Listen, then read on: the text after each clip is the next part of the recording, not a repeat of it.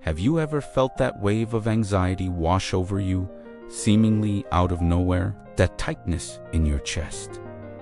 The racing thoughts. You might think anxiety is just this random, unpredictable storm.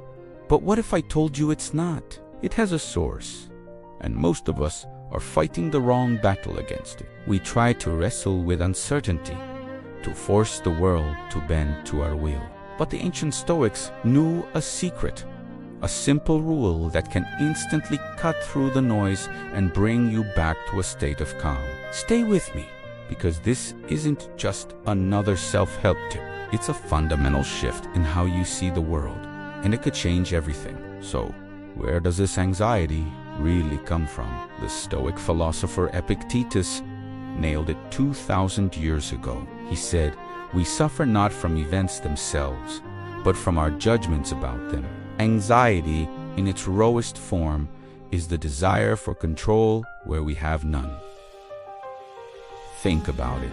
When you're overthinking, what are you really doing? You're running endless simulations in your head, trying to predict and control every possible outcome. You're demanding certainty from a universe that's inherently uncertain. Your mind is essentially screaming for a guarantee that everything will be okay, and when it doesn't get one, it panics. This constant, futile struggle for power over the uncontrollable is the very engine of anxiety. This brings us to the core of Stoic wisdom, the one rule that changes the game. It's called the Dichotomy of Control, and it's deceptively simple. The Stoics taught that everything in life can be sorted into two categories: things that are within our control and things that are not. True peace, they argued, doesn't come from getting what you want. It comes from knowing the difference between these two categories and focusing your energy exclusively on the first one. When you can clearly separate what you can influence from what you can't, the fog of anxiety begins to lift. It's like being lost in a dense forest and suddenly finding a compass. The path forward becomes clear. Let's break down the dichotomy of control. What exactly is in your power? Your thoughts, your judgments, your decisions, your actions, your values, and how you choose to respond to events. That's it. That's your domain. Now, what's not in your control? Practically everything else. The weather, the economy, what other people think of you, whether you get that promotion after you've done your best, whether your flight is delayed. When you worry about these things, you are pouring your precious energy into a leaky bucket. The moment you place your sense of responsibility squarely on your own actions and thoughts and release the need to manage the outcomes, anxiety loses its grip. It has nothing left to hold on to. So why does this work so instantly? Because it's like dropping a massive, unnecessary weight you didn't even realize you were carrying. Suddenly, you've freed up a huge amount of mental and emotional resources. Instead of your attention being scattered and fragmented by 1,000 worries, it becomes focused and powerful. This rule creates clear boundaries for your mind. It tells you exactly where your job begins and where it ends. This allows you to shift from being a victim of your emotions, reacting to every little thing that happens, to becoming a deliberate agent in your own life, choosing your response with intention and clarity. Let's apply this to modern life. Take your career. You can control the effort you put in, the skills you develop, and the quality of your work.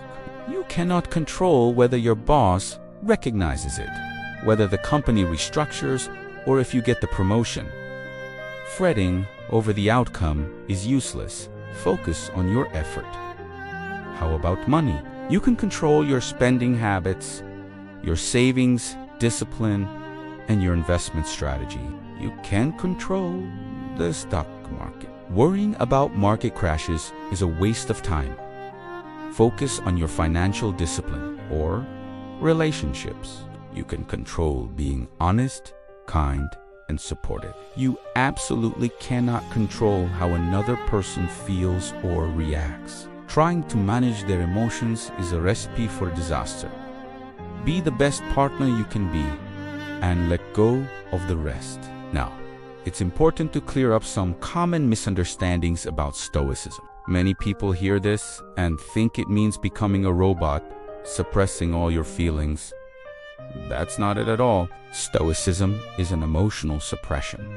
It's emotional discipline. It's not about not feeling things. It's about not being enslaved by your feelings. Another misconception is that Stoicism is about being indifferent or passive, just accepting whatever happens. Wrong again. It is about being radically proactive in the areas you can control and wisely accepting of the areas you co-yuan. It's the difference between apathy and acceptance. Apathy is giving up. Acceptance is understanding reality so you can act effectively within it. Here's a practical exercise you can start using today. The next time you feel that spike of anxiety, just pause, take a breath. Then ask yourself this one simple question. Is the thing I am worrying about right now something that is truly within my control? Be brutally honest with your answer. If the answer is yes, if it's about your own actions or choices, then stop worrying and start planning. What is the next right action you can take? Take it. If the answer is no, if it's about an outcome, another person's opinion, or a future event, then your job is to consciously practice letting it go. Acknowledge the thought and then tell yourself, this is not my business. My business is how I respond. Training your mind to think this way is like building a muscle. Calm is not a personality trait you're born with. It's a skill you develop through practice. The first few times you do this exercise, it might feel awkward or ineffective. Your mind will want to slip back into its old habit of worrying. That's normal. The key is repetition. Every time you consciously separate what you can and can't control, you are doing one more rep. You are strengthening your emotional resilience. Over time, what was once a conscious, difficult effort becomes second nature. Mental clarity isn't a gift, it's the result of consistent training.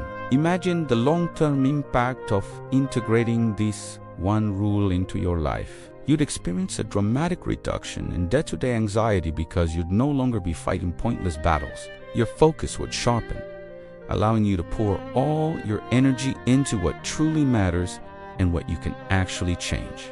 This leads to greater emotional stability. You become the calm center in the middle of life's storms, not the leaf blown about by every gust of wind. Your decision-making would become clearer and more effective because it would be based on rational action, not emotional reaction. You would feel a profound sense of inner freedom. So, here's the closing insight. The core of the Stoic advantage.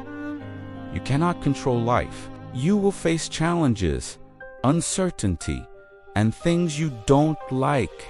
That is a guarantee. But what you can always, without exception, control is your response. Your power doesn't lie in shaping the world to your liking.